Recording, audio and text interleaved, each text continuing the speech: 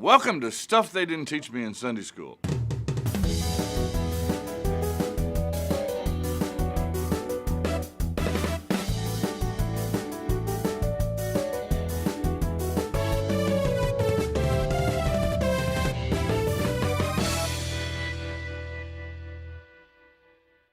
My dad fought in World War II. He was in the South Pacific.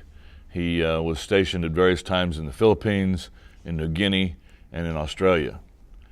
Dad didn't talk about the war a whole lot. He missed the end of it.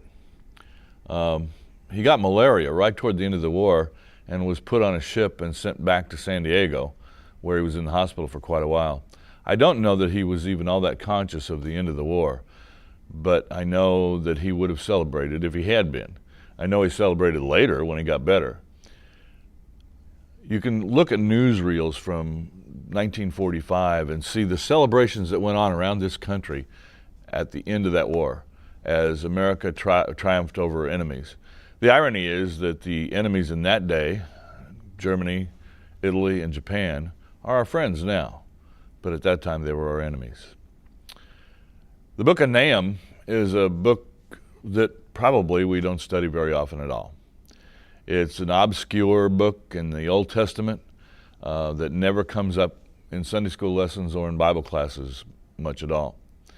Part of that is because it is purely an oracle against the nation of Assyria. But to understand the importance of that for the nation of Israel, you have to understand their relationship with Assyria.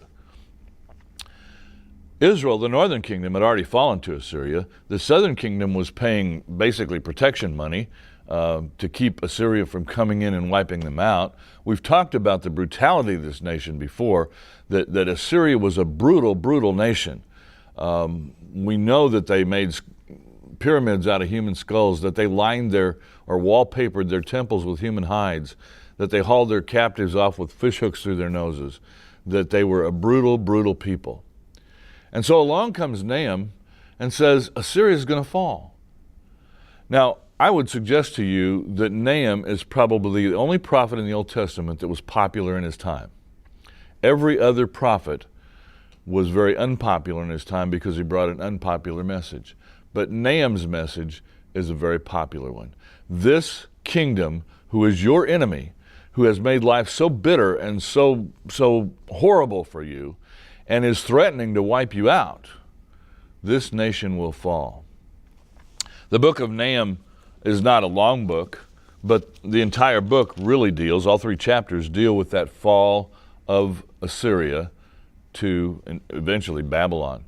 We know how it came about, and that's kind of interesting. It's not in the book of Nahum, but we know how that fall came about. Babylon attacked first Ashur, the city of Ashur, a major Assyrian city, wiped it out in 614, and then attacked Assyria, or Nineveh, the capital of Assyria, and wiped it out in 612.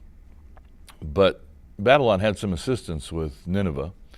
The rising floodwaters of the Tigris River took out a huge section of city wall that protected the city of Nineveh. So in effect, God opened the door for Babylon to go in and wipe out this city. The prophet Nahum is on the cusp of history here as the major world power shifts from Assyria to the nation of Babylon. Babylon had its own problems, caused misery for Judah as well, but Babylon was at least a bit more civilized than these uncivilized Assyrians that Judah had to deal with prior to that time. One of the messages of the book of Nahum to me is that God cares about people, all kinds of people, and God is active in human history.